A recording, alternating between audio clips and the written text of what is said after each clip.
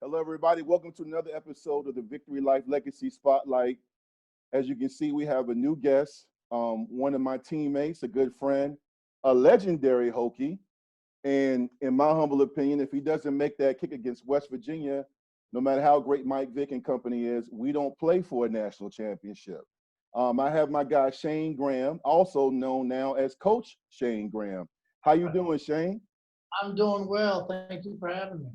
Yeah, man, it's good to have you, man. You are the first special teams player on here. I've had Bree Steele and a few other guys, but you are the ultimate special teams player. But you were also one of the most clutch football players in Virginia Tech history and even had a great NFL career. I love playing with you. But before we talk about our college time together and what you did on the collegiate level,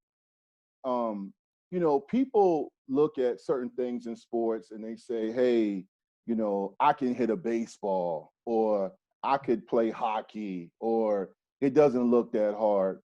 I tried once when I used to be in shape. I tried once to kick a football. And people love to rag on kickers until it's time to make a kick. And they For sure. don't realize how hard it is. Actually, I don't remember exactly. I don't know if it was the Bears kicker or there was a contest in the NFL after, they had Oh some fans yeah. come out and they saw how hard it was to kick. When did you get into kicking? Like, when did you know you could kick a football? So, I mean, really, the whole background of it kind of started when I was young. I played every sport, like most kids. In the early '80s, we played every sport, and then you kind of weeded through the ones you found some talent with and that you enjoyed the most. Uh, I found that when I was a kid, especially, I was shorter than everybody else. So basketball, I was coordinated. I had a little bit of, you know, I won't say talent, but I enjoyed it, but I just couldn't keep up with the other kids. I was just lagging behind. And so I just never got into it as much as I wanted to do. And I'm a perfectionist. Even when I was a kid, if I was drawing a picture, I didn't let someone see it until it was done, until I thought someone would say, "Hey, that's really good." Mm-hmm. Uh, you know, it, and that's today. I mean, that's probably why I reached certain levels of certain things in my life, is because I always tried to be that way. But baseball just never. T-ball bored me to death. I couldn't do it when I was a little kid. Wasn't enough action. Uh, Really, I started playing soccer, and for me, I think it was because my older sister, who played every sport and actually dominated even in co-ed, because they didn't have separated sports per se at that time. And I played in her age group.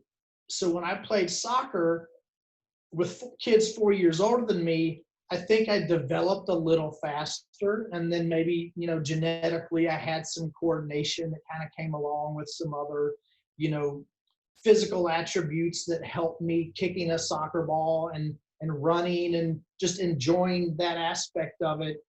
And then one day my dad brought home this funny brown pointed like ball.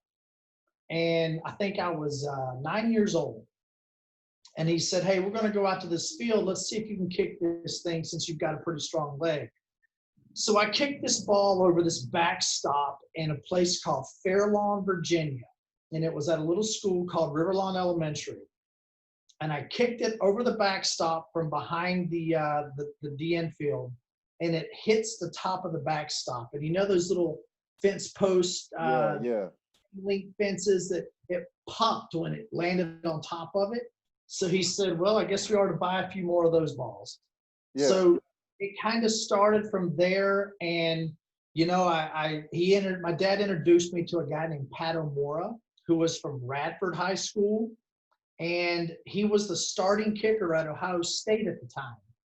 And this guy met with me one time and said, "Man, you've got some talent. You just need to learn what to do with it." So he showed me a few drills, a couple things that could help, get me started in the right direction. And then after that, I've got a little bit of an obsessive compulsive personality that even as a kid, I ran with it. And, I didn't even play on a football team until really the 8th grade. I was on a team, but I was 4'10". I wasn't playing tight end. I wasn't playing cornerback. I was the scout team tight end and the scout team cornerback. And then I was the kicker and punter, which I was horrible at punting. Really? Yeah, punting and kicking are two completely different skills. It usually falls by default in high school to the kicker just because the kicking motion, Yeah. but it's two completely different skill sets. That's why in the NFL, you don't have a kicker and a punter be the same person. Very true. I want to ask this before I forget. What is the longest kick you've ever made? College, high school, on any level. What is the longest kick you ever made? I researched it, but I couldn't find it. I don't have to prove it anymore, so I can say that. Back in the day, somebody said, "Prove it." 75 yards. Really? Yeah. 75. 75 yards? 75 yards. It was actually in Lane Stadium about 1 or 2 years after I graduated from Tech, and I was out there kicking with Carter Worley, who was the kicker after me. Mm-hmm. And Carter hit one actually stronger than I did. And I hit one that snuck over, and he hit one that had a little bit to spare. Now, we had a little wind. I'll give us that. And we had a few tries. We had a couple mulligans. But, the one thing I remembered from that day is I'll never kick that in a game. So that was the last day I ever tried to kick a long field goal that way. So I never tried to see if I could go 77 or whatever. Yeah. And, when I was in the end of my NFL career, I was actually stronger than when I was 23 years old. So I could kick 65-yarders indoor, without trying to kick it as hard as I could. And I couldn't do that when I was in college. I couldn't do that when I was early in my NFL career, to where I felt comfortable just attempting that. So, I do have footage at 39 years old hitting a 65-yarder from inside the new Beamer barn, down there. Okay. But, the funny thing is when I was at Virginia Tech, I could hit I think me and Jimmy Kibble both hit in pregame of the Miami game in 1996 in Miami. It was really windy down there. Yeah, it was. We both hit from like 70, just over 70 in pregame. And at the time, I had hit a 70 in pregame in high school. We were playing against Petersburg High School, and we had a windy game, and I hit a 70 in pregame. But the longest attempt in a game is a 66 in high school that hit the crossbar and didn't make it. Wow. Other than that, my NFL career, I made a 55-yarder in the playoffs, and I made a 55-yarder or a 54-yarder like late in the game. Wasn't a game winner, but that was pretty much a realistic, that was it, Yeah. So with all that being said, your father brings home, you realize you're a kicker, and you realize you have a leg, you're an athlete, but you realize football is the way to go. You go to Pulaski, right? Yes. And you guys had a run. I remember I came in with Tony Morrison, and I remember all came in together. Oh, yeah, from Indian River. Indian River, y'all beat them in the playoffs in high school.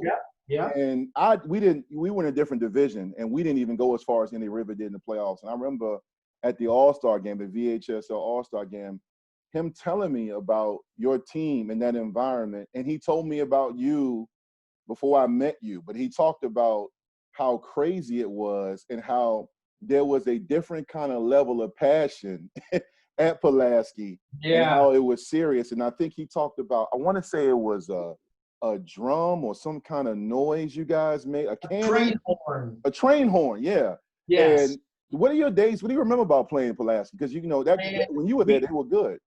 We were the year we beat Tony Morrison. We beat them in the state finals in a pouring rainstorm. To be honest with you, Indian River I think if it was a dry field, they may have had overall more talent and physical ability than us. Our coach was just, Novocaine, Novocaine, Novocaine, run it perfect until it works type deal. And we ran a misdirection, wing T type offense. I could tell you our playbook, and I never ran a play my whole career there.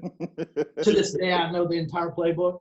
But, it was soggy, it was wet, but our running game just worked. And we had some studs on defense, unfortunately, didn't have the grades to make it in college. But, we had probably about 7 or 8 D1 guys on our team.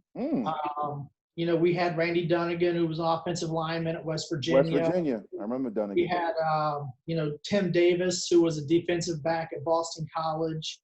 We had Caleb Hurd, who was a holder at Virginia Caleb Tech. Hurd. And we had a bunch of guys that played in like D3 ball and things like that. But, we played in front of like 15, 16,000 fans in our home stadium. Yeah, that's why I said I heard about that. That's crazy. We were the only school in our county, but yet we only had like 1,200 students in our school. So, there's a cornfield beside our stadium. And, Tony, anyone on that team would have been able to have told you that when they did pregame warm-up up on the practice fields, the cornfield literally comes up to the practice field.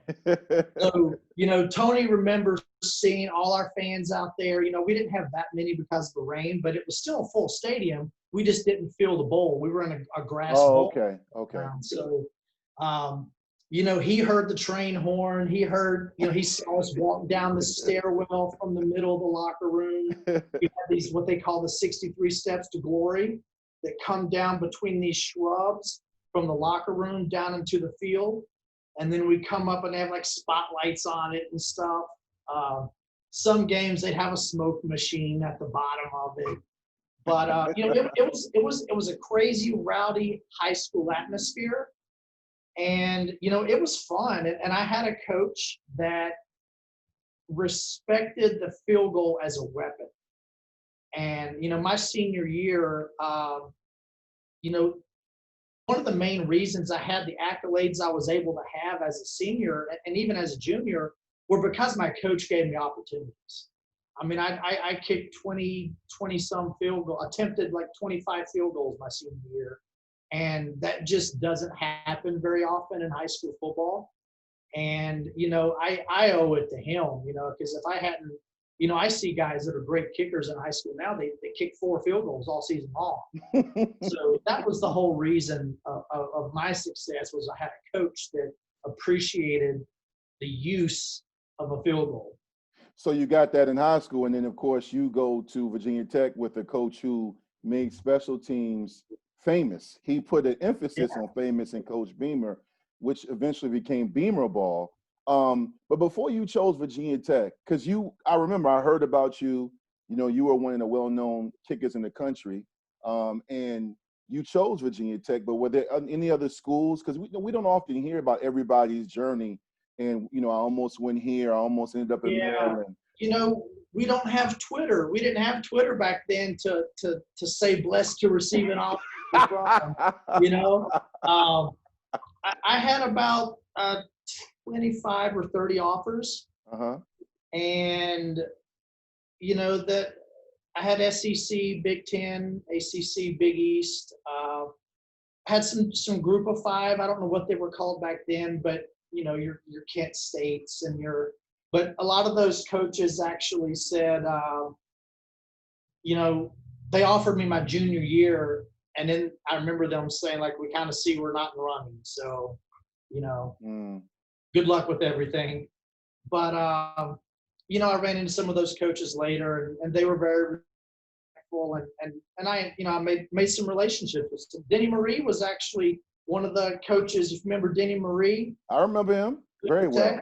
Very well. He was actually one of the coaches that offered me from Kent State. But small world, man. I was very close to Penn State. Penn State was in my top. Georgia, UNC, I'll be honest, I never considered UVA. Mm. You know, George Welsh came to my high school, and you know, George, I had a lot of respect for him as a coach and as a person, but you know, recruiting wise, I didn't. There wasn't one day where I thought maybe I'll go to UVA. Yeah. And that's odd because I didn't have a favorite between Virginia Tech and UVA when I was growing up. I was going to not a ask you. Virginia Tech fan. Okay. I was always going to ask you that. So, you know, you can imagine one of the biggest factors would be Coach Beamer. You know, the special teams coach that, because when I went and saw some of the spring practices and some of that stuff, like he was the guy with the specialist when they were on their own. Like they weren't just thrown over to the other field and say, hey, y'all go kick, come back in period 7. It was Coach Beamer was putting them through competitions and drills and things. And to me, that spoke very high volume to me. And because I had that in high school. I had a coach that actually structured our kicking practice during our whole entire career. So he might not have been able to have told me what I was doing right or wrong, but he still structured our practice. And most colleges, even today, don't have that. And that's one of the reasons I wanted to get into coaching, so that when I coach special teams, I can also structure the specialist type stuff. Sure. Yeah. But, you know, the big thing that happened is all these other schools, you know, they had all the shiny, you know, lures that if you're a fish and you're swimming through the water, you know, you see all these shiny things. Well, what usually happens when a fish sees something shiny in the water? They go to it. It's on its dinner plate. You know, it ends up on a dinner plate next. You know, you get caught in the trap. Well, you know, Virginia Tech back then, the only thing shiny we had was a Big East championship ring, you know, and a victory over Texas. Other than that, there was nothing really big that had happened there. And the thing that took it over the top and made it the perfect storm for me was Todd Grantham, basically on his own, reached out to Caleb Hurd. And he said, Caleb, I heard you're going to be an engineer student at Virginia Tech, whether Shayne comes here or not. So here's the deal. If Shayne comes here, you can hold for him and be on the football team. Thank you. Okay, stop right there. Thank you for clarifying that, because I was both of y'all teammate, and I never knew the whole story behind that. Because, I mean, I knew you, even, you know, seeing you in conditioning, seeing you in the weight room, I knew you were an athlete, but I never looked at Caleb Hurd and was like, oh, yeah, he's going to kill it in 110s, or, you know, I didn't know what position he played until I saw him holding for you. Now, he was great. You trusted him. He was great, but I wonder what the connection was, and I knew you guys played together, and I said, Shayne Graham must be so good for them to bring his holder.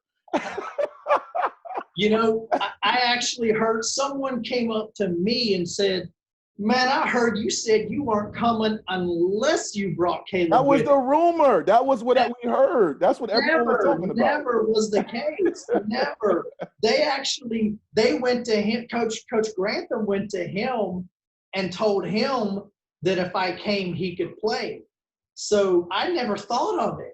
And as you know, like I'm on staff at Florida now with Coach Grantham and T. Gray. And first thing I said to Coach Grantham was, Coach, you know, I know you went to Michigan State right after I signed at Tech. I was like, but had you not done that, I wasn't going to go to – I probably wasn't going to pick Tech. You know, I loved so much about it. But, you know, as an 18-year-old kid, it's tough. Yes, it is. Out that decision. And, you know, I didn't grow up a football fan, so I didn't really have a football fanfare for anything. Now, my dad was a Virginia Tech fan, and my dad obviously wanted me to go to Tech, but it took a little bit of that whole process to realize, like, man, I get to see my family every week. I get to play at home. I get to go home for Thanksgiving, even though the rest of the team has to eat at the Red Lion Inn. I can go to the Red Lion Inn and then go home with my family afterwards. So, you know, all those perks that I realized it took me until right at the last minute to realize, like, man, this is worth it for me. You know, you and I both played for Beamer, obviously, but my interaction with him was only in certain periods and drills. But you and Kibble and Caleb and the other guys were with him the duration of practice. Can you let the people, the viewers that are going to see this, your legacy spotlight, talk about the genius that Beamer is, not just with, coaching, because coaching, that word we use too loosely. I'm talking about the paying attention to details, the things that you saw for 4 years at Tech, being around him.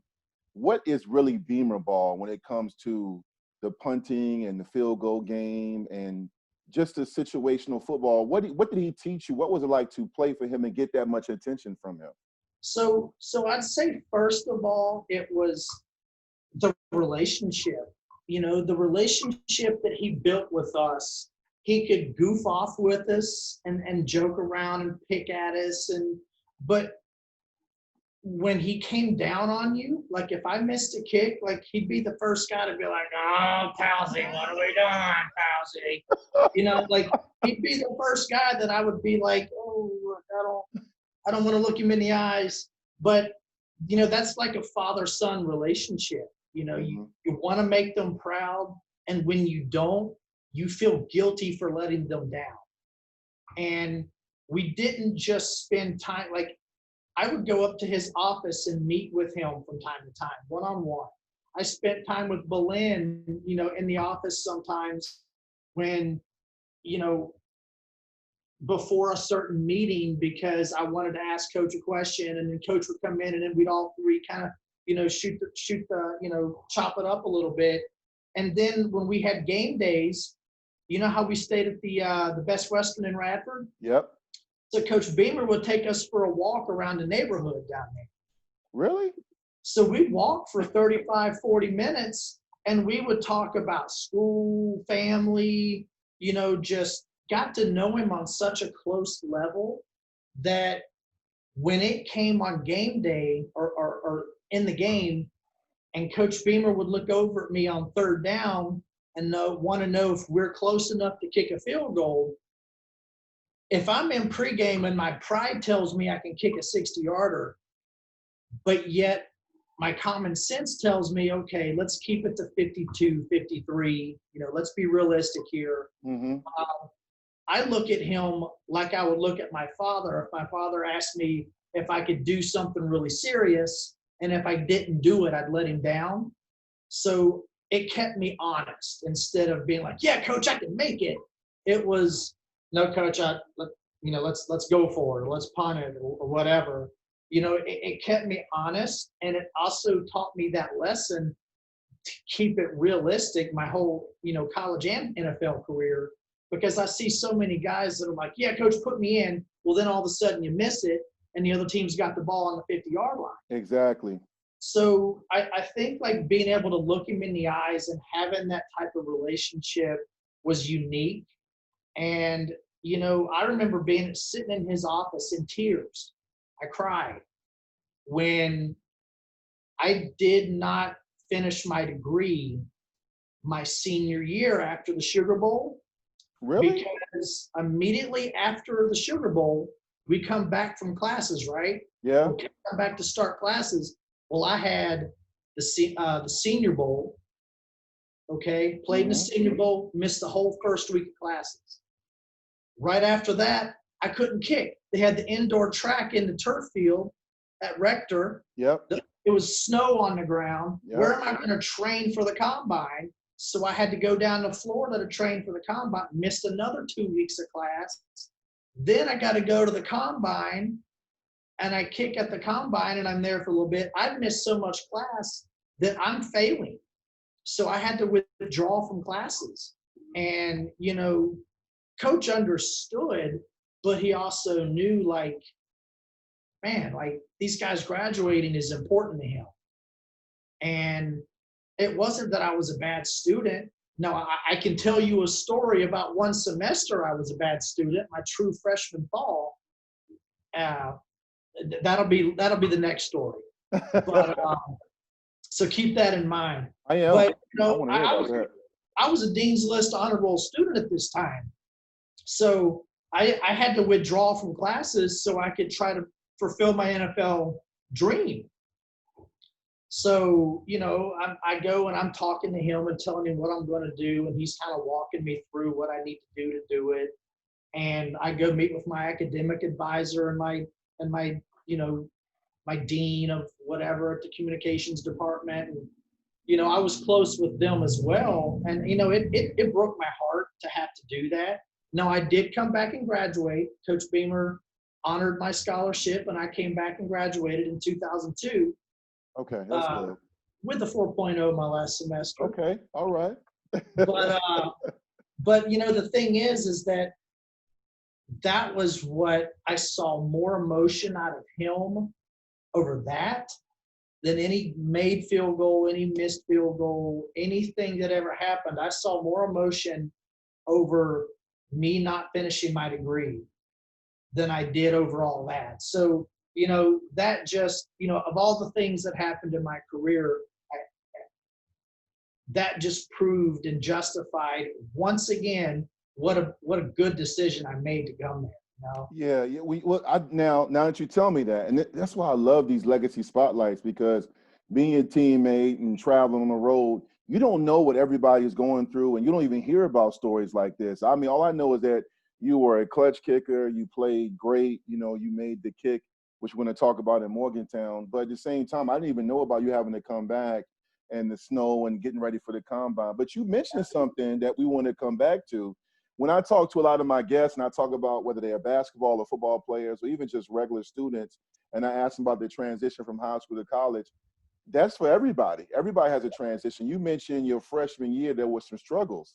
What were those struggles and what happened? Because I need to know this, because I didn't even know that. I just assumed you came in, and I knew you were a good student. I didn't hear about Shayne Graham missing classes. Yeah. Well, you can let's not ask Doc Reed about missing classes, because that freshman year, I don't know if you had Doc Reed or not. I had him. So I think the entire class missed one day, and we all had sunrise service in the stadium. So that didn't happen again after that.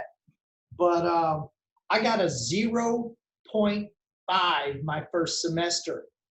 What? Yes. What? I was a 3 point something in high school, 1150 on my SAT. I didn't have to study because I paid attention. I went to school. I took good notes. So I just remembered it. I had a good memory. And I just didn't feel like I knew how to be a student when I got to college. And I had never had freedom. So, staying up till 2 a.m. in the dorms, eating Gumbies and watching movies and hanging out with girls. And yeah, Gumby's pizza? Yeah. Oh, yes, that pizza used to hit different, especially late at night. Oh, yeah, the first time I ever had ranch dip was on a Gumby's pizza. Me too. But that Cochran life got the best of me, and I just didn't. And I, it's so crazy when I'm now trying to get this into kids that are now coming up, but they have a much stronger support system than we had. And not that we didn't have a good one, but you know what it is when you're 18. Yeah, no question. Yeah. And my dad was at my dorm, because you know how we got that little break before we had to come back and then fly to Miami for the Orange Bowl? Mm-hmm. So I'm packing up my suitcase at the dorm. My dad was helping me. Well, I guess grades came out that day. Mm-hmm. I get a call on my dorm phone. Hey, Shayne, I need you to come into my office. I'm like, okay, I'm here with my dad. Bring your dad. Beams. So I go up to Coach Beams' office with my dad. What are we doing? How am I going to explain my starting kicker's not even going to be eligible next year? A 0.5. You know how hard you have to try to get a 0.5? I'm telling you, I did not notice, and I have heard of guys saying what you're saying. They, how hard it is to get that bad, but I just didn't. And this is why you can't assume anything. I didn't know that. Yeah. That's crazy. So luckily they had the whole freshman rule thing where you could cancel out Yeah. 3 classes. I took 12 hours of summer school my first summer. And, and at that point I would go like with Coach Gentry when I was in, I would do both running routes. Cause I was 175 pounds when I got to Tech. I left at like 210, I think. And, I was in shape, but I wasn't in good shape. And, so I started running a lot more and getting, working speed and power as much as I could. But, I had 2 sessions of summer school. I had, I had a study hall for like the whole next year. I had to meet with my professors in the mornings at like 7:00 before every class. I had to do everything in my power, sit in the front row, you name it. Everything they told us to do, I did it by the book. No doubt. And I got like a 3 point something the next semester. Then I got a 3.5, a 3.2, a 3.6. And I never got below a 3.0 for the rest of my time in school. And it just was a wake-up call. Yeah. That's, like I said, I did not know that. And I'm glad you got it together. And you know what? That's the harsh reality. You know that now because you're coaching college football. But, we had teammates, not just at Virginia Tech, but throughout the country, friends that we made played against other schools that don't recover like you did. So yeah, I didn't even know you were going through that. Like I said, this is why we do these spotlights. Let's talk about on the field, though. So you get to Virginia Tech. Before we talk about that national title run you guys had in '99, are there other games and other kicks or times or even disappointments on the field that you remember where you felt like, you know what, man, I didn't cost us the game, but I should have kicked better, or this right here was the game I will never forget? You know what? Like, when I look back at my career, I don't think I was that good. What? I just don't think I was that. I look back on it and I'm like, man, there were so many kicks I should have made, and I just wasn't focused. Or even if I thought I was focused, like I just missed too many kicks. And to me, I don't think I met my own standards. And part of that may be why I was able to have successes in my life is because my standards were so high.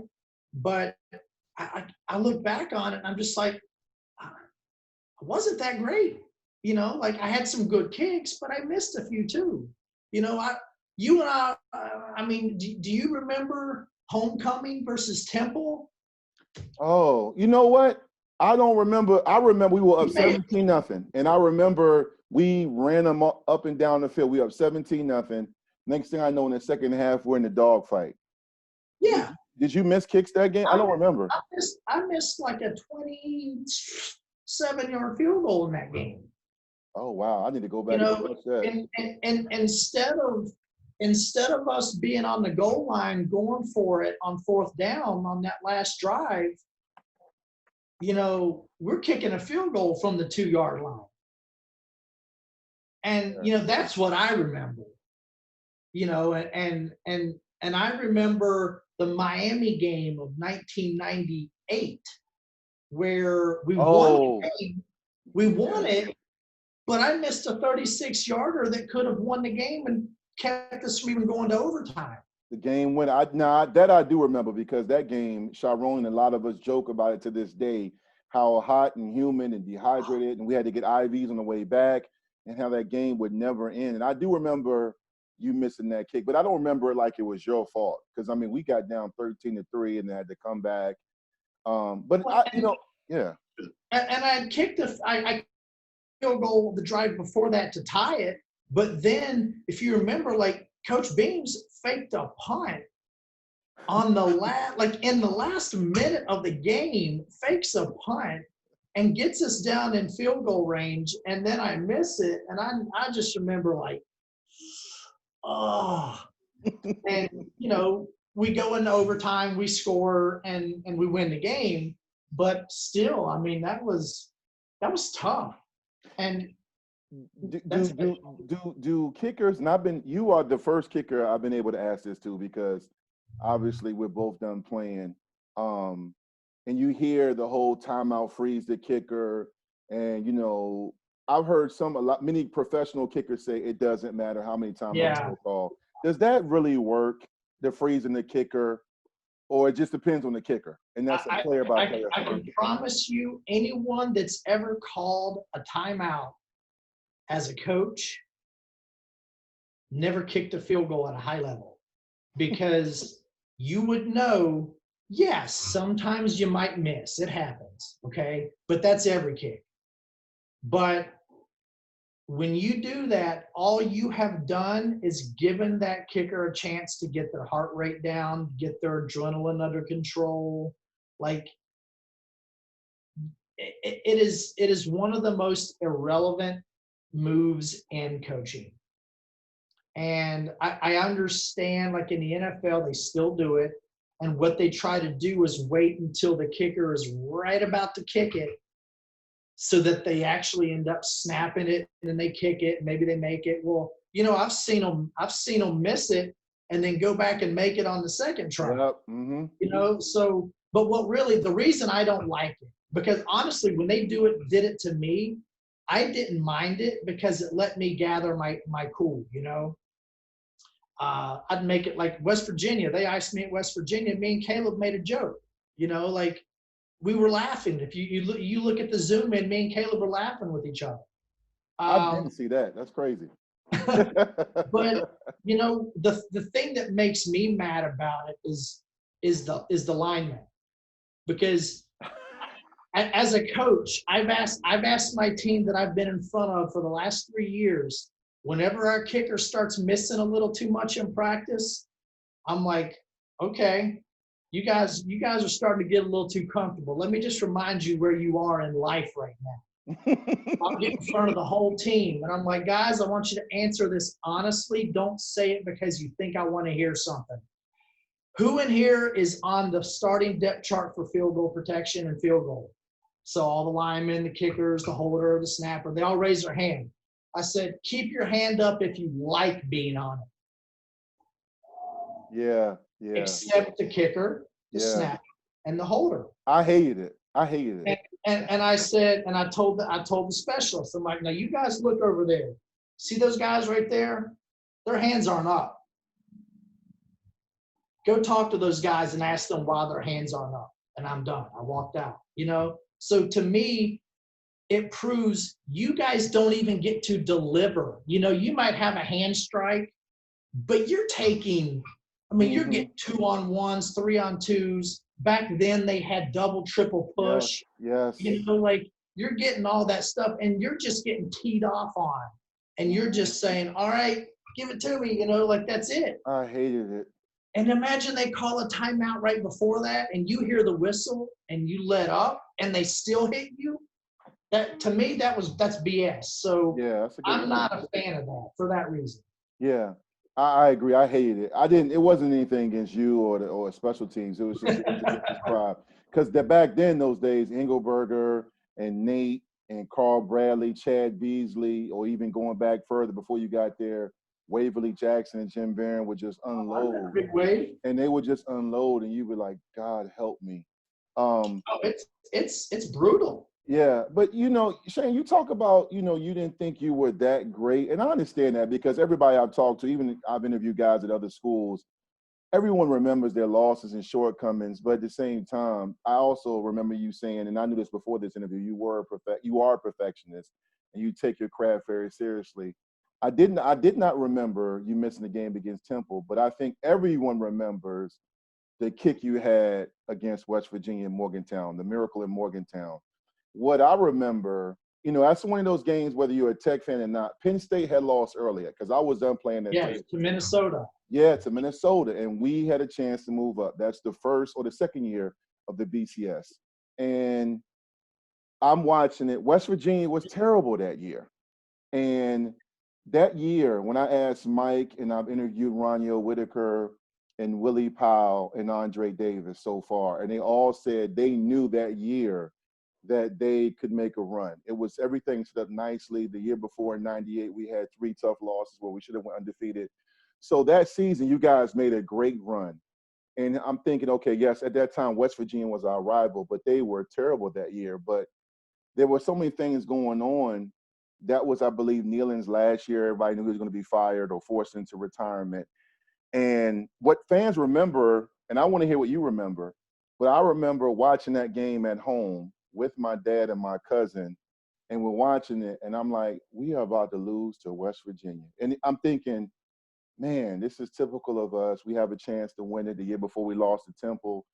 And Mike has that run. And, you know, they show that he fakes. And I saw the interview you and Mike did when they talk about that. They did a special on that game a few years ago. And every time I watch it, Mike's run is talked about. But anyone that knows me closely, or when I've been on the radio shows, I've talked about the most important play in that game wasn't just Mike's run. Obviously, it set us up for the kick, but it was your kick, because that was a 41-yarder, correct? 44. 44. That is not a chip shot. People, listen, and I'm talking football to my listeners. That's not a chip shot. And we're on the road, and the pressure, because if you miss it, you're gonna be remembered for, man, I can't believe Shayne Graham. Not all the other things you've done. Oh, I would have never shown my face in Big Al's, poor Billy, Tots, and if you miss it, you're right. You can't show your face, and then it's like national championship hopes out the window. Mike's great run, that drive is gone, and that's that whole tech. But you make it. So take me there. I mean, I know you get asked about it when we talk Hokie sports, but just for my show, for me as a teammate, a fan, because I was a fan that day. Yeah. What was going through your mind? I know you and Caleb were laughing. Was there any pressure? What do you remember about that game that day? Listen, I get cold chills because I used that game my whole career to put myself in a mental state of high performance, because I do have a really weird memory, and I remember sometimes the dumbest things and sometimes the most important things, but I remember a lot of all of it. And I remember the way my socks were tight on my ankles. Like I remember every feeling about that. And I worked with a sports psychologist to help me bring that out even more. I can smell the smoke that was wafting over the back of the stadium because their fans had left the game and they were out in the parking lot tailgating. And this thing that I remember was how differently I handled that situation as compared to that Miami game the year before. In the Miami game, it was, I want to make this kick, but I hope I don't miss it.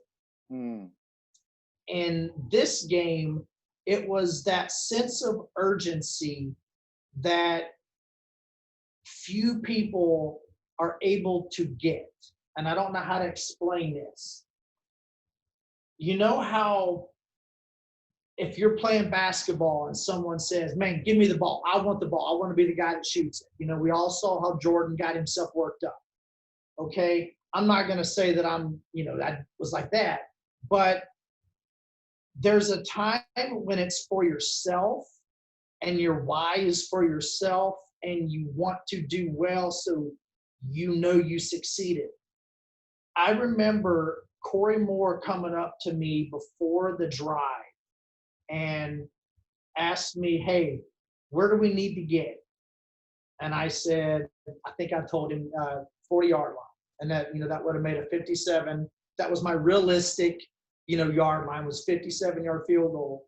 And I remember him walking away and he went and told the offense or something. Maybe he went and told Mike or somebody. And I just remember saying to someone right after he walked away, oh, just give me a chance.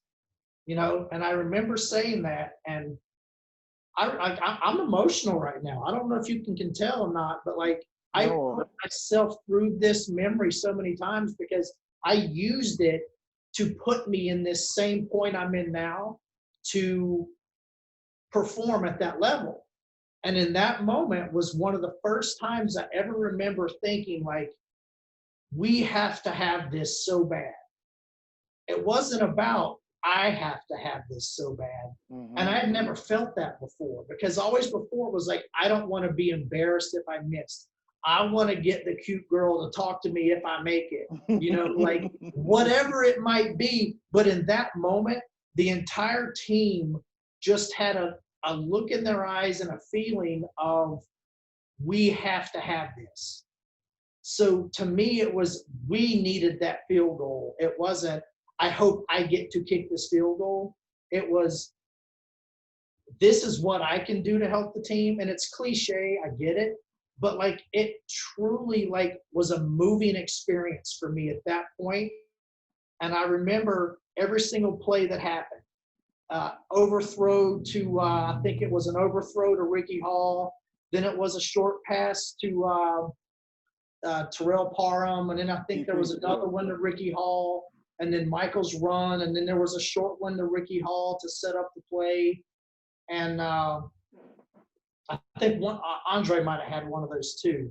But every play along, but when he made that run, that was when I put my chin strap on.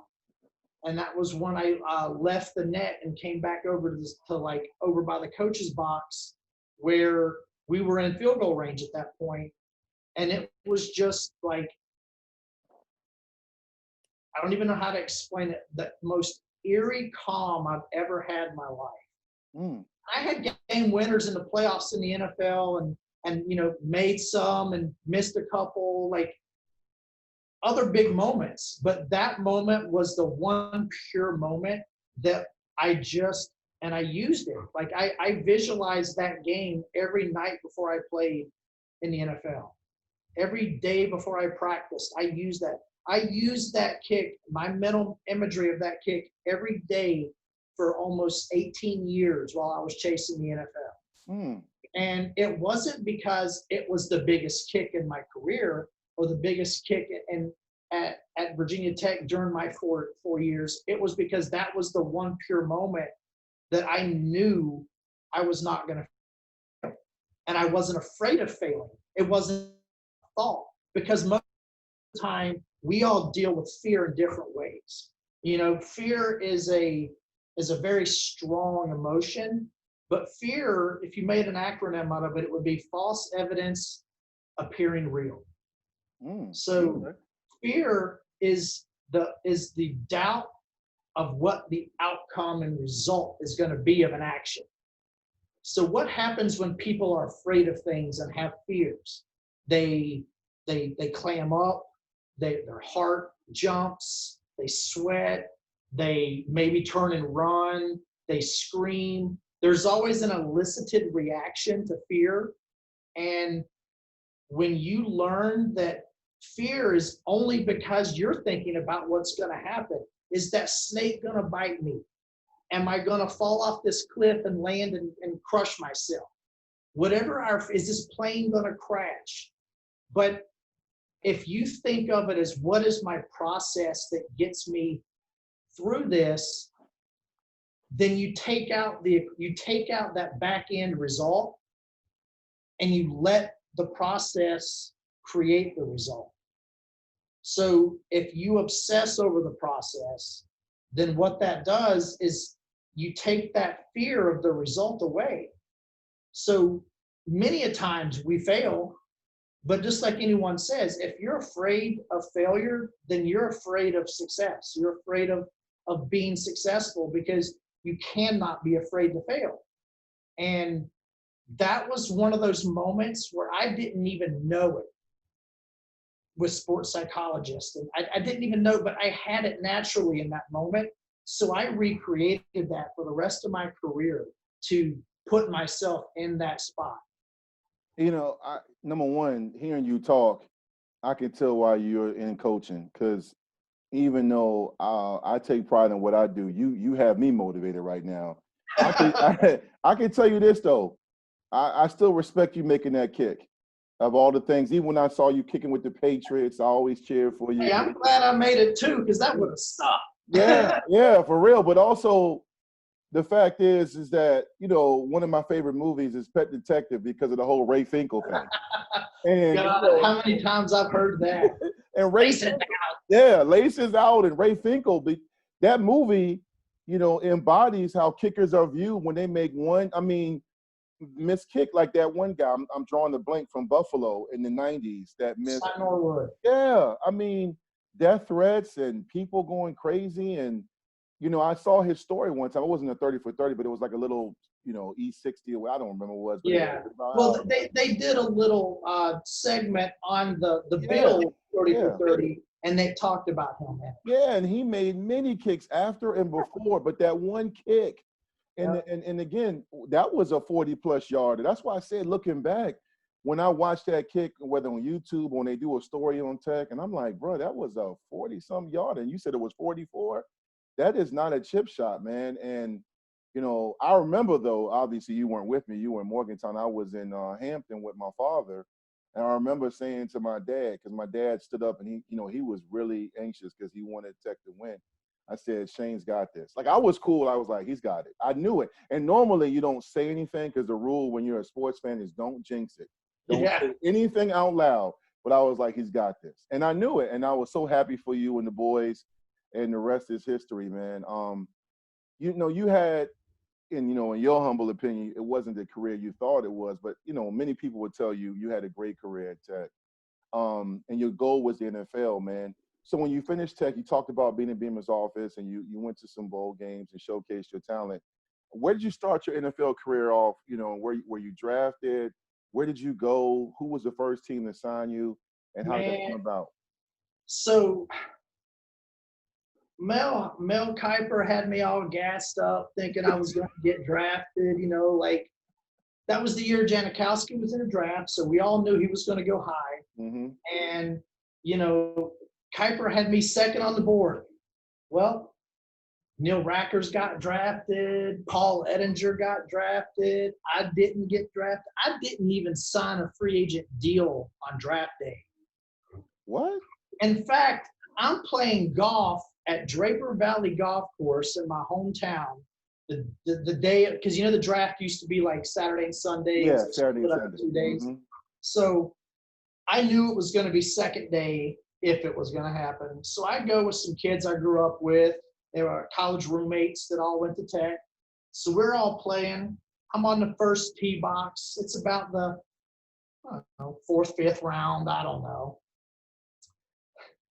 My phone rings right after my tee shot, and I'm driving down to get in the middle of the fairway, probably about 350 right down the middle. I don't know.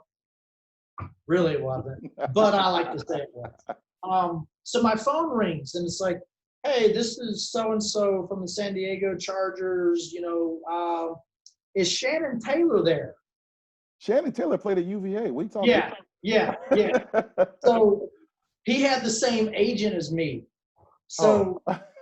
So Shannon went to Patrick Henry High School in Roanoke, Virginia. Yeah. Right, like we played each other in high school.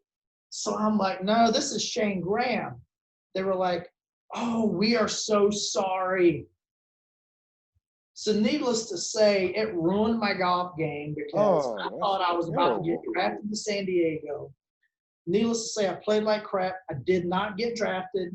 I didn't even get a call to sign on draft day. I had to work out for a couple teams, and finally, or I worked out for a team in July, right before camp started. And I went with New Orleans, and I signed down in New Orleans. I was down there with Jay Haygood, and I'm trying to think if there was anybody else on the squad that I knew. I think it was just Jay, but and I didn't make it. You know, they had a 9-year veteran. They weren't looking to sign me. They were just looking to keep the veterans' leg from getting tired during camp. And I didn't know how it worked. I'm 22 years old. Thought I was, King Hoo-Ha from, college. And I'm going to come in here, win the job, get rich, play in the NFL 35 years, retire when 50. I don't know how it works. And all of a sudden I get sent home after training camp's over. And I'm like, well, crap, what do I do now? I went and worked at Sheila Motor Mile. And I got up every morning at 4 o'clock. I went to my high school. I lifted weights at my high school. I drove to Christiansburg, went to work at Sheila Motor Mile. Then on my lunch break, I drove to Blacksburg and I kicked for an hour. And then I drove back to work. And then I'd come home. And then it was like, I was so tired because I went to bed at like 8 o'clock so I could get up at 4. Mm. And then finally, after a while, you know, my girlfriend was a member of Delta Delta Delta. She was a girl at Tech. And I was living in their I was living in the storage room in the back of their sorority house. That's crazy. Illegally. I'm about to say. I had one of those like zip up closet containers with my clothes in it. And, you know, it was weird. So finally I had to move out. I moved up to Northern Virginia. I worked 2 or 3 part-time jobs. I was a substitute teacher, and I'd get up at 5, get my call to go substitute teach. Then while I was at that school, I would kick on their field. So I would pick the schools that had good fields. When were you at Nova? I live up. I've been up here since 2000, 2001. I was living at a place, I was living with my kicking coach, actually. And I was living at a place called Sully Station up near Centerville. Oh, yeah. Okay. So I would teach at Westfield, Centerfield. I'd go to West Springfield because I knew the coach back then, Bill Renner. His son played, is actually coaching now, I think, Bryn Renner. He was a quarterback at UNC. But, and then after I would leave the school field, I would go to Gold's Gym and I'd work out. And in order to get a free membership, I got a job at Gold's Gym. So I would close the gym down at night. Wow. So I was working two part-time jobs a day in training. And then on weekends, I'd give kicking lessons to local kids. And then I finally ended up getting signed in Seattle. I was there with Ike Charlton. And then I got cut again. I went back home. And then I finally ended up getting picked up in Buffalo in 2001 in December. So just before you finish up where you landed in your career, just let people know that I'm familiar with the NFL situation and how it works. When you get cut, it has nothing to do about, oh, you were 3 out of 14 or 10 out of 12. It's usually a numbers game. It's usually because there's a vet or they need to sign a safety because someone else just got put on IR. It's not because you weren't good enough. And first of all, there's 32 teams, so there's 32 kickers. You do not carry a backup kicker in the regular season in the NFL. There's 32 kickers, 32 punters, and that's it. So you might even be better than other guys on other teams, but if that person hasn't messed up or screwed up enough to get fired, then they keep their job. And it's just timing. You know, the timing can be tough. You know, if you're an O lineman and you might be bigger, faster, stronger, maybe even better than another guy, but that guy's had success. If he hasn't given them a reason to get rid of him, you know, it might take him being a salary cap issue before they get rid of that guy. Mm-hmm. So it's just tough. You know, it's tough to get in. And then when you get in, even the mechanism of staying in is not easy too. Yeah, so you were also with the Bengals. That's where I spent most of my time. You know, it's funny, but most people thought that that's where I started my career. Exactly. That's what I was going to say. People thought you started with the Bengals. That's not true because you were there the longest. Yeah. How was it in Cincinnati with all the personalities? You know, it was fun. By that time, I had kind of been around a few personalities and kind of got over the whole, when you're first in the locker room around some big names and fake, you know, like it's cool at first, but at that point, it's like, it's just like you were in college, you know, you're guys. And once I got kind of established, you know, my rookie year, I went to Buffalo. Buffalo was 3-13 that year. So I could go out in public and didn't anybody care who the heck we were, like that was it. I lived, my roommate when I was in Buffalo was Keon. Not many people know that. I did not know that either. And again, see, that's why I like doing these. I didn't even know you and Keon roomed Yeah. together. Yeah. So Keon told me, he was like, man, don't rent a place. Stay with me. I got an extra room. So Keon would shoot. Keon drove me to practice. We hung out. He, I don't know if he ended up marrying or being with the girl he was with at the time, but like we would go do stuff together, and we were tight. And then Pearson ended up getting signed, I think, right after I did. So then when we got kicked out of our apartment, we all three lived together. You, Pearson, and Keon? Me, Pearson, and Keon, all three lived together at one point. It was because that was the September 11th year, 9/11, okay. and the season got extended. Yeah. So everybody needed one more week on their leases because everyone signed their lease for that, end of the period, whatever. So, and then me and Pearson almost died on the way home because we drove back through West Virginia, down Pennsylvania, West Virginia. He almost killed us. And the funny story about that is, so, I'm from a small town, right? Mm-hmm. So I understand, if I didn't play football, I probably would not have had much exposure to ethnic diversity. Mm-hmm. So playing football, it opened my eyes before it opened a lot of other people's eyes. I'll just say that. Yeah. Small towns. You know what I'm saying? And we're going to touch on that a little later about the message you sent me. So this will be a good segue then. So me and Pearson are driving back from Buffalo, and it's a snowstorm. We're driving down US Highway, whatever, mountain, BFE, somewhere in West Virginia. We get in ice, we skid around, we crash, but not bad enough we can still drive. And then we get out, we make sure we look over the guardrail, and it's like oh my God. Man, we almost died. So we said, you know what? Let's just stop at the next exit and get in a hotel. So we go to this hotel, and it's like the only motel, Hotel 3. I don't even know what it was, but it was like rinky-dink small hotel. And there's some woman in there, and I'm not going to judge her. But we walked in. I'll just say Pearson did not feel very comfortable. I don't know if that woman had ever seen a black man before. So he was I'm laughing too because I know Pearson. I know Pilo. I know how he is. And I've been in that situation myself. And I know that's a weird, uncomfortable feeling. Yeah. So he'll tell you that, like, we were motivated to get up real early and leave the next day. Yeah.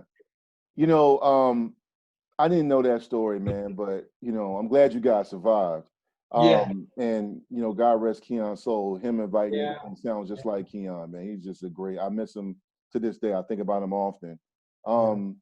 You also played with the Patriots, the GOAT, Tom Brady. I asked Andre Davis this. The Patriots, especially during their dynasty, their 20-year run with Brady and Belichick, they have a mystique. You love them or hate them, but you usually hate winners or love winners if they're your favorite team. Yeah. Your time in New England, how was it? I'm just curious, just from a fan perspective of just being around winners. Was it what is their thing? Because Dre just talked about their work ethic, everybody buying in. What was it like being in New England? It's accountability from the top down back to the top. And every leader of every group, it's not just position group. It's position group, it's phase, it's tenure, it's just a room.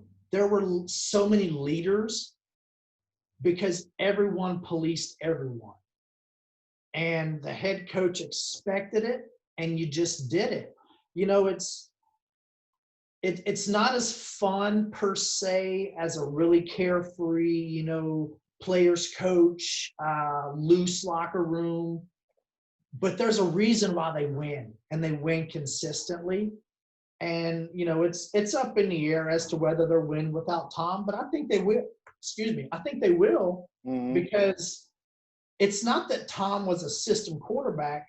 Tom just already had a little bit of it already, and then he bought in, and he what he bought into was the perfect way to buy in, because Coach Belichick was how he was, so they just melded, and then everyone else didn't have a choice. It's either come along with me or get the hell out of the way. And from the second you walk in that door, you're on, and you almost have to look over your shoulder, because you know that every step you take affects whether your team counts on you or not. And, the head coach in the team meeting might call on me and say, how many returners do they have? What's their name? How big are they? What's their best skill in their running game, their return game? And what are their top calls on kickoff return? And I have to know it. He might say to me, hey, who are the guys on your kickoff coverage team? And he'd expect me to go, my R1 is so-and-so, my R2 is this, my R3 is Patrick Chung, my R4 is Slater, so-and-so, all the way across the line. And if you don't know him, then he'll embarrass you in front of the team. So he doesn't let guys get away with just being in the team meeting, and yeah, sure. No, it's you bet. If he wants to see your notebook and see what you wrote down, you better have some good notes. No doubt. And if you're able to have that, it's why they win. But there's certain people that can't conform to it, so it's not for everybody. It's not. And you can win different ways, but there is a reason why they do. Yeah. And with that being said, you mentioned Todd Grantham. You and I didn't play on defense, but you've been around the GOAT and Bud Foster, Frank Beamer, your high school coach, the coach Martin Edwards in Cincinnati. You had a lot of great coaches. Now we got Coach Graham, Shayne Graham. You're coaching. You're down in Florida, and you're with T. Gray, who I think is a phenomenal coach. Yeah. Coach Todd Grantham, who was at Tech with me a few years when I first got to Tech, who is a great defensive line. Very intense, but he gets the most out of his players. Now you're a coach, man. Talk about coaching, and did you know when you were done playing NFL that's what you were going to do? Was it something you enjoy? Is it what are your thoughts about it? The progression for me knowing what I wanted to do was about a 3 or 4 year process. And it took me up until probably the age of 34, 35, maybe 36, before I realized, like, hey, I'm not going to play forever. Because there was a time where I'm going to play till I'm 40, 45, who knows? And, that's what our pride does to us. And all of a sudden, I'm starting to play a little bit of musical goalpost, like round and round we go. Hopefully there's one left for me to go to, or else I'm sitting down. I'm out of the game. And, after a while, those musical goalposts, they kept plucking them away one by one, and I didn't have one to sit by. So the game was over. And when I started realizing that my chances were coming few and slim, few and far between, that I need a passion. And I started realizing, like, I didn't even know it, but I was paying attention so much more to the coverage and the return game, because I used to run our special teams meetings, the player-led meeting, that was kind of like the captain's meeting or whatever. And I would know the other team's return game. Like, if the right tackle hangs, it's going to be a counter or a bounce. If, so-and-so takes you to the ball, if his shoulders turn this way first or whatever, like these things I started picking up on, and I was like, I didn't even realize that this is making it perfect for me to get into coaching. And then I started thinking about what made coaches in my life good. And the coaches that I remember the most are the Coach Beamers, the coaches that my high school coach that talk to them, I tell them I love them. You know what I'm saying? Like a very close-knit relationship that is like a father and a son. Well, my father and I were extremely close.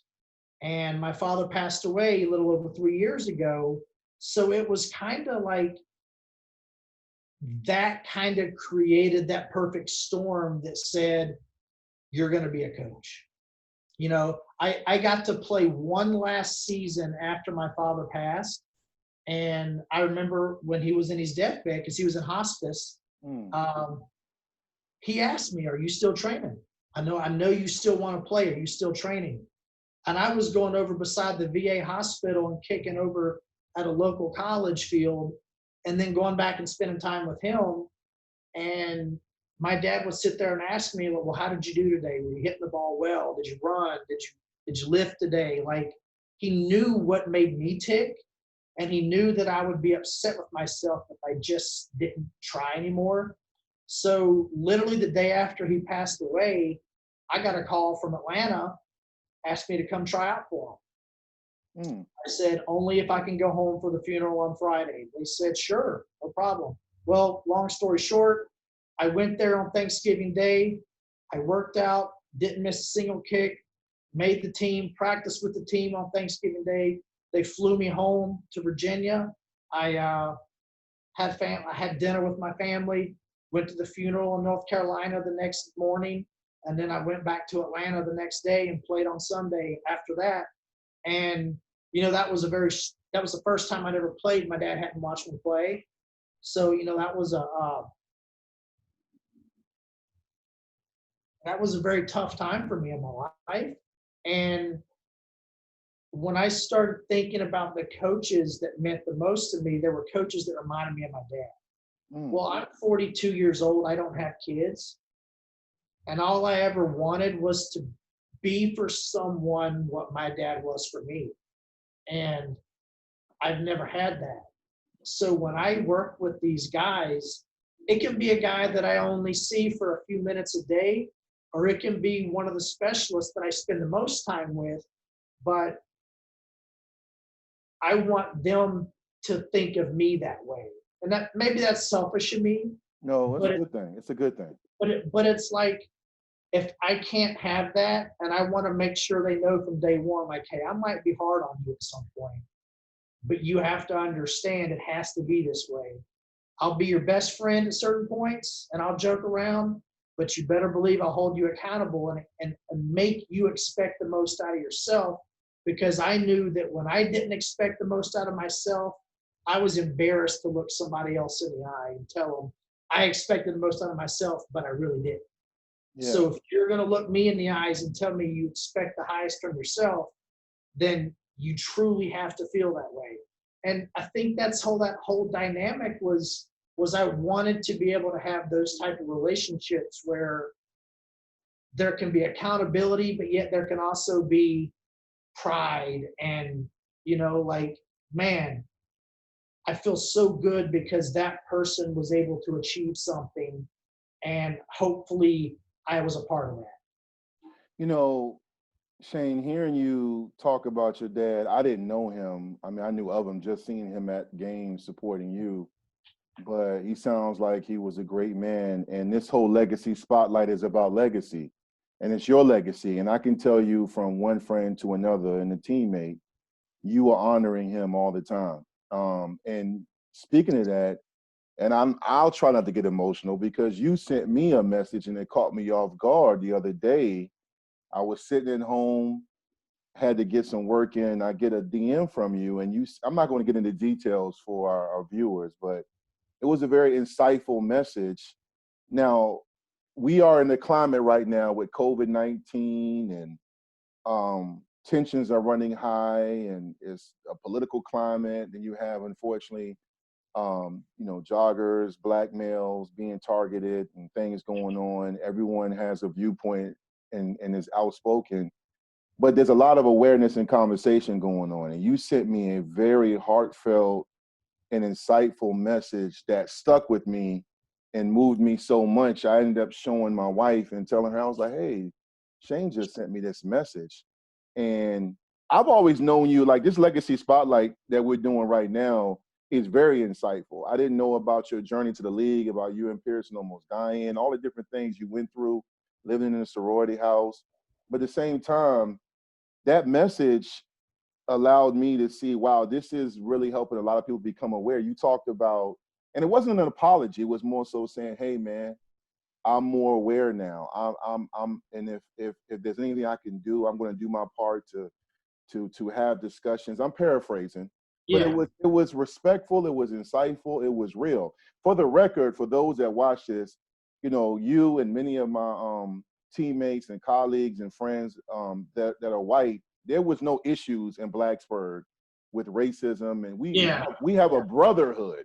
We didn't, if anything, it brought us closer together, all the running and crying and dying. And if anything, it was from outside of that yeah, we would even be a part of the buffer from the outside world. Yeah. And then you send me that message, man. Do you just want to talk a little bit about your thoughts? I don't need, again, this is not about politics, man. Just about like just what, just shed some light on your thoughts about everything that's going on. And so man, it's always struck me as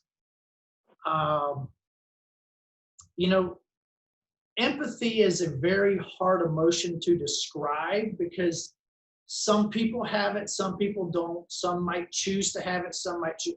I don't know how it works, but if your heart has it in it to just try to imagine someone else's pain and understand what they're feeling, then you can help console that person. The struggle that I didn't realize I was having was that my best friend in the world is Frosty Rucker, okay?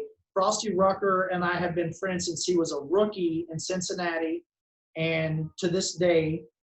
And Frosty's a 6'4", 300-pound black man that, everyone in Cincinnati, like when they always say they see him, they're like, where's Shayne? They see me, they're like, where's Frosty? And it was just a dynamic that we built with each other. I was in his wedding. I was married at one point. I'm not now, but he was the best man. Like, just a very super close dynamic. He's a brother. Like, we don't get off the phone or FaceTime or text without telling each other we love each other. Like it's a very close dynamic. And I wanted to call him after all this stuff happened, and I didn't. I hesitated, I should say, because I always felt like I knew because I was around him all the time. I always felt like I might know what he feels like because, when you're around people, you think you're in the same place they're in, and, you party together, you go through all the ups, the downs, the things, but we went through things that we could both feel together. And we never had a situation where I witnessed what fears and apprehensions and tension he may have felt growing up, or he may have felt when he saw flashing lights in his rearview mirror, or if something happened and someone showed up on the scene where people could get in trouble or whatever. Like, I never felt that with him. And even if I was with him, I probably would have just felt like I didn't do anything wrong, so I'm not worried. And I didn't know what to say to him because I wanted to like reach out to him and say, man, I hate this for what's going on. I wish I knew like the perfect words to say to you. But it's like, it wasn't enough. Like I wanted to say so much more that I didn't know what to say, because as much as it pained me to know what he was going through, and what his family, his mother, I love his mother, his sister, like many of my other teammates from years down the road that I'm super close with. And it's not like that white guy that says, hey, it's my black friends. Like, like these are my brothers. And I'm not saying this as the cheesy white guy that's trying to get credibility to say he's got my friends. I'm saying, like, where I'm coming from. So I wanted to be a friend to him and help him. And I felt so inadequate that I was like, what am I? I'm a shitty friend because, excuse my language, I'm sorry. No, it's fine. Okay. Like, I'm a terrible friend because I can't help him right now. And it made me feel so small. And then finally I reached out to him and I was like, dude, like,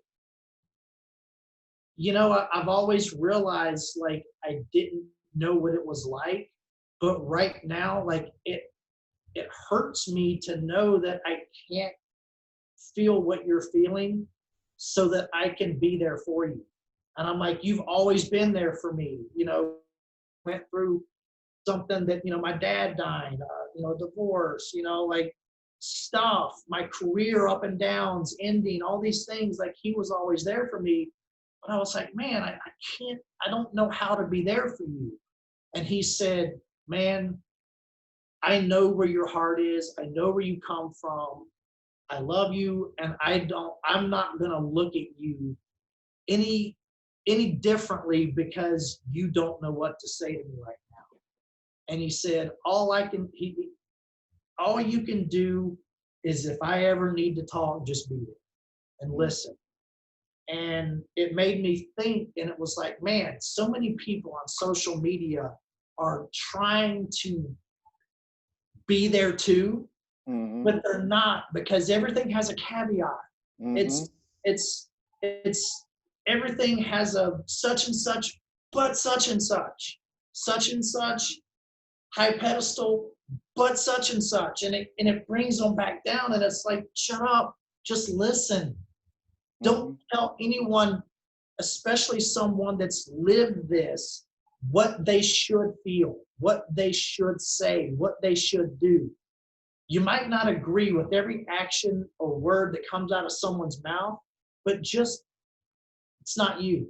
Let it go, because you don't know what they feel like. Just like someone goes and murders someone. What was that guy thinking? I don't know. I'm not a murderer. I can't think like him. Well, exactly. It's the same thing. Like, if you don't know what it's like to live in fear, or to have been persecuted, or been oppressed, or have hateful things said or done or whatever, then you can't tell that person how to think or feel. And it just opened me up so much more than where I thought because I thought I was up, like I thought I was so strong in that feeling. And it just made me realize, like, man, this is just like everything else I've ever done in my life. If I'm not constantly trying to learn and grow and go up, if I think I'm up here, then I've only got one place to go. Yep. And so I started trying to talk to my friends and be like, listen, I know where your heart is. I know where your heart is. Not sure about yours, but come on along with me. And trying to get people to realize, like, you have to just listen. And even if you don't understand, just shut up. Don't talk. Just listen. And if you think on it without speaking, you'll actually hear someone else's words a little bit more than what you might have heard before. And it's just, when I sit and talk to you, and I talk to Frosty, and I talk to players on my team and coaches on my team that are all going through this together, and I'm still, I'm as white as they come, and they're looking at me as if I'm an equal to them, and they're not mad at me because I'm white. They're not, but I'm also not telling them what they should think.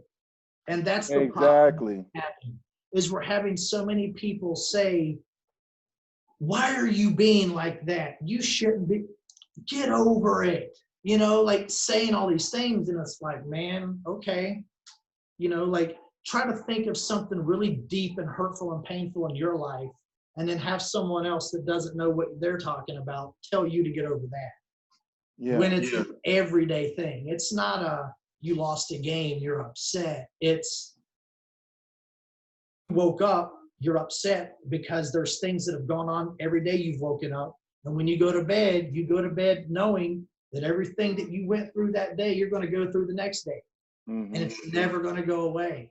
And it just, I just wish more people could think of it that way. And I look forward to growing more and having more conversations like that, because it's frustrating, because it's so polarized right now. And it doesn't matter where your political affiliations are. It's like, it's just too polarizing, and it's bad. Well, number one, I want to thank you for your honesty and also for your willingness to listen and even reach out to me and to your friend and to your players and your colleagues. And also, just to add to that, is the first step in growing together and addressing an issue is awareness. And a lot of guys don't look at you and even my other friends like Big D, Derek Smith, and other people about, oh yeah, you're white, you won't get it. It's more so we just want everybody to understand who doesn't get it and not be judged if we're frustrated or we vent or we're talking Yeah. and we post something. I mean, just like anything, you have people on both sides that want to take a side. But like I said in my post on Facebook and Twitter, it's not about which side are you on. You know, we're all against social injustice and racism. Yeah. It's not. It's just like when I met you and Caleb and so many guys, Shane Beamer and Tim Schnecker, all my white friends that became my brothers. And it wasn't about, oh yeah, that's my white boy.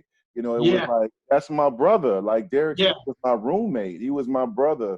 And, you know, I remember going to Tim Schnecker's house and having dinner with me, Shockley and Shane and D, and it was fun. I never was like, oh man, I'm one of two black people here. We just Yeah. were like living. But I think that's the awareness and the brotherhood that we want and pray for our friends, even people we don't know. I think eventually we'll get through this, because if you look at all the things that's coming about, there's more healthy conversation. There's more people looking at themselves. And like that message you sent me, that was very, very heartfelt and deep. I'm going to keep that for the rest of my life. And again, you caught me off guard because I've always known you were a very intelligent person, a very respectful person. Never had any issues with you, never heard anybody had any problems with you. But that was a deeper side of you that I didn't know until you sent that message. And of course, now we've done your legacy spotlight, and I'm hearing even more stuff about you and your legacy. And with that being said, we've come to the end.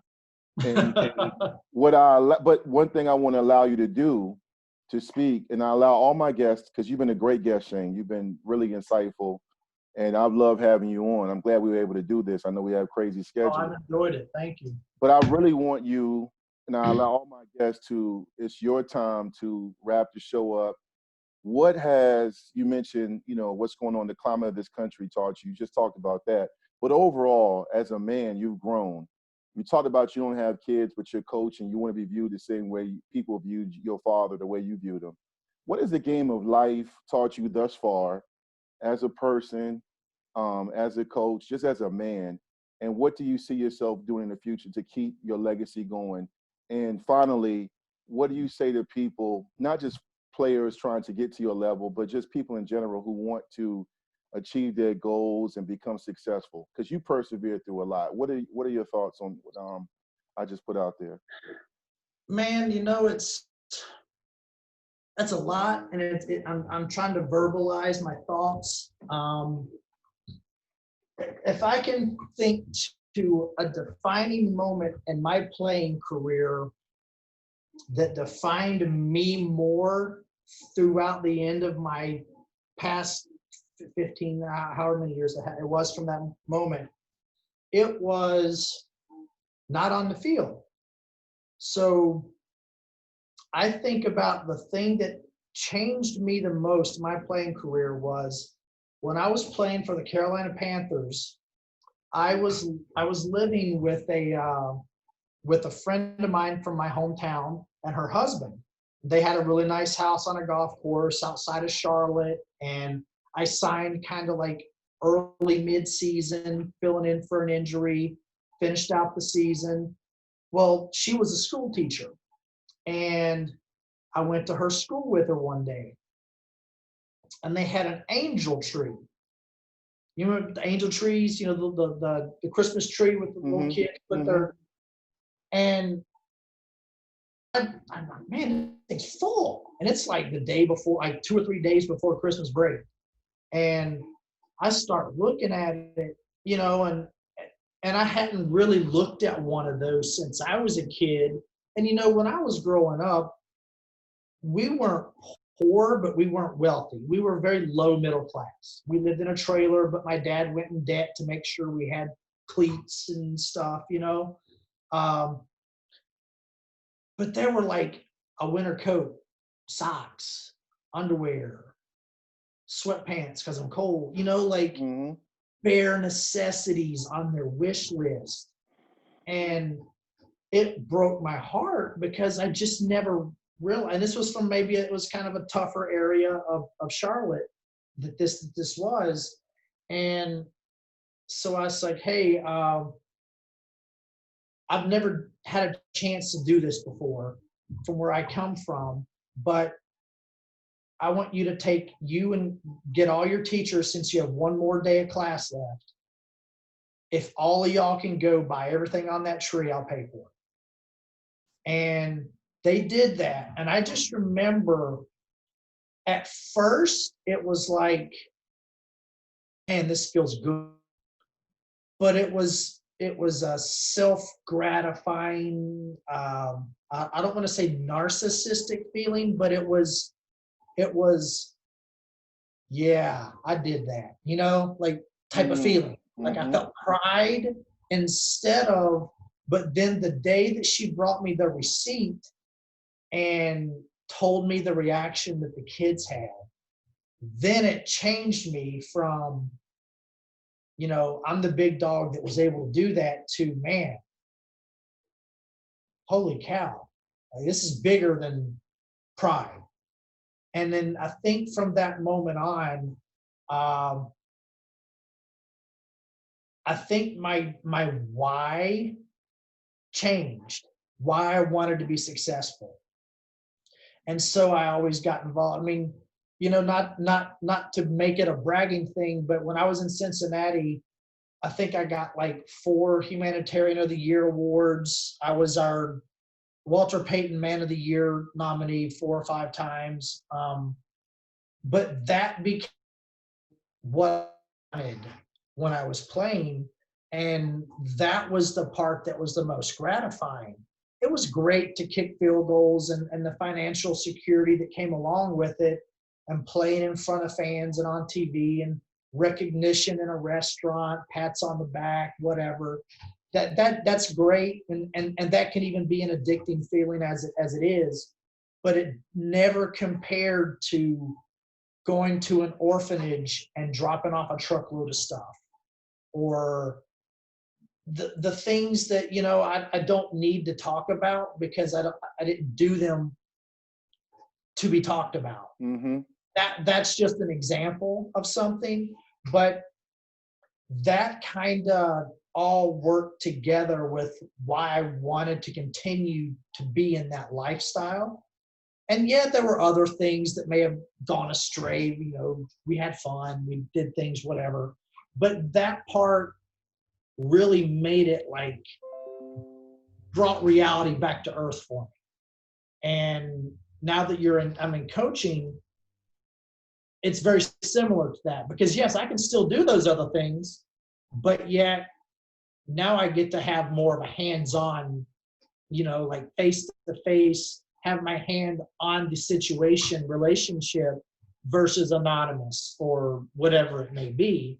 And without the adulation of being a pro athlete, it's now a coach that most people, I can walk around Gainesville, there might be 3 people in the whole city that know who I am, and that's because they went to Virginia Tech. Like that might be it, or maybe they were a fantasy football fan, or they're from Cincinnati, who knows? But, I live in relative anonymity now, and I love it so much more than what I used to think enjoyed the benefits of being a baller per se, Mm-hmm. like, and that moment from that tree changed my dynamic of what made me tick so much more than enjoying the partying and the luxuries and all that kind of stuff. Because as addicting as those feelings can be with the nice cars and all that stuff, that all went away.